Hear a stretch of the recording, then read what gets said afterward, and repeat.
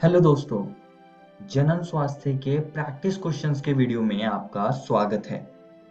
आज हम जानेंगे कि इस अध्याय में से आपसे किस प्रकार के प्रश्न परीक्षा में पूछे जा सकते हैं।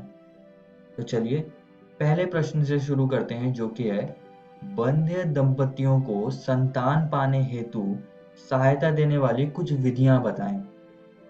अब दोस्तों इस प्रश्न में आपसे घुमा फिरा के सहायक जनन प्रौद्योगिकियों के बारे में पूछा गया है, तो आपको इसके उत्तर में वही लिख देने हैं। तो आइए देख लेते हैं कि इसका उत्तर हम कैसे लिखेंगे। सहायक जनन प्रौद्योगिकियां मुख्य रूप से बंध्यता को दूर करने के लिए उपयोग की जाने वाली चिकित्सा प्रक्रियाएं हैं।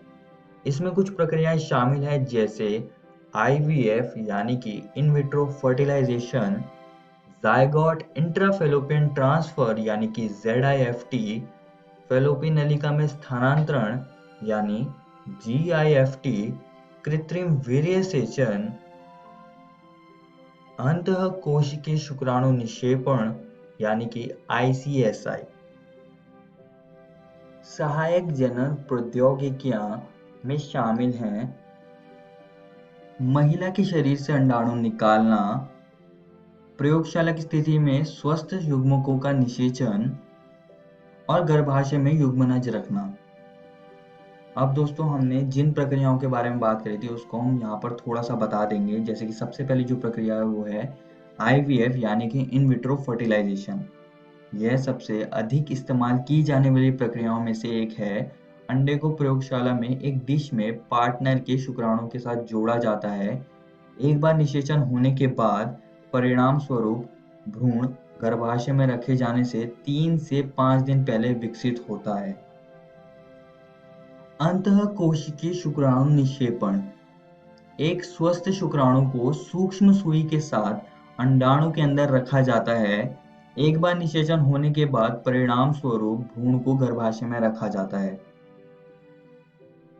फैलोपी नलिका में स्थानांतरण, एक अन्य महिला के फैलोपियन ट्यूब में एक दाता से एकत्र अंडाणु का स्थानांतरण, जो कि उत्पादन नहीं कर सकती है लेकिन निषेचन और आगे के विकास के लिए एक उपयुक्त वातावरण प्रदान कर सकता है। कृत्रिम वीर्य सेचन, इस तकनीक में पति या स्वस्थ दाता से शुक्र लेकर कृत्रिम रूप से या तो स्त्री की योनि में अथवा उसके गर्भाशय में प्रविष्ट किया जाता है।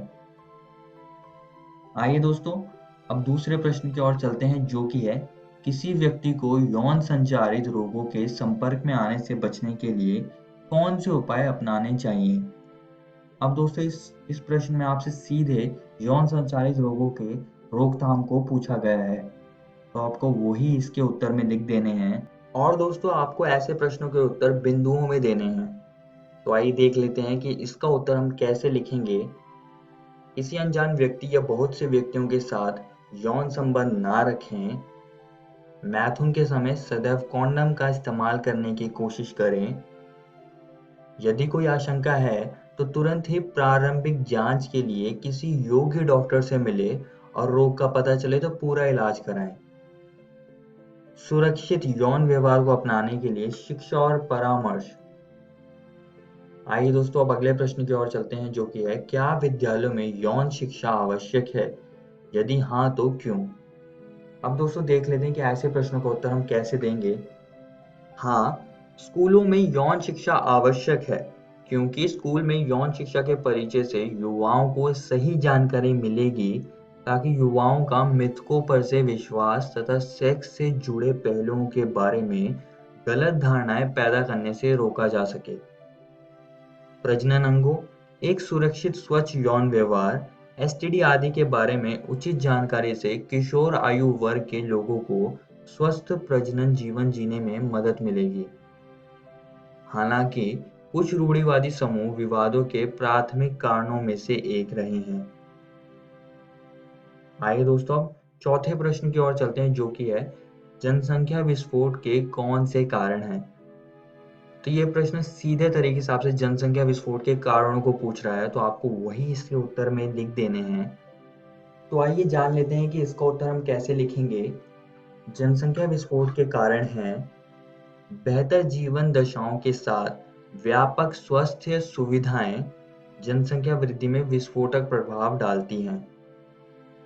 प्रजनन ज्ञान की कमी मृत्यु दर में तीव्र गिरावट तथा मातृ मृत्यु दर एवं शिशु मृत्यु दर में कमी के साथ साथ जनन आयु के लोगों की संख्या में वृद्धि हो रही है। आइए दोस्तों अगले प्रश्न की ओर चलते हैं।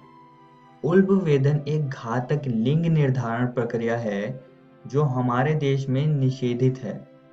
क्या यह आवश्यक होना चाहिए? टिप्पणी करें। तो आइए इसका उत्तर हम देख लेते हैं। उल्बवेदन एक प्रसव पूर्व निदान तकनीक है जो गुणसूत्र पैटर्न के अवलोकन के माध्यम से मां के गर्भाशय में विकासशील भ्रूण के लिंग और चयापचय संबंधी विकारों को निर्धारित करने के लिए उपयोग किया जाता है।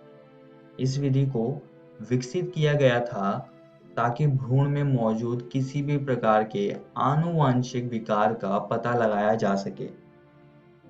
हालांकि दुर्भाग्य से इस तकनीक का दुरुपयोग जन्म से पहले बच्चे के लिंग का पता लगाने के लिए किया जा रहा है और कन्या भ्रूण का गर्भपात किया जाता है। इस प्रकार बढ़ती कन्या भ्रूण हत्या को रोकने के लिए बच्चे का लिंग का निर्धारण करने के लिए उल्बवेदन तकनीक के उपयोग पर प्रतिबंध लगाना आवश्यक है। यहाँ पर दोस्तों आपके अध्याय जनन स्वास्थ्य का प्रैक्टिस क्वेश्चंस का वीडियो खत्म होता है।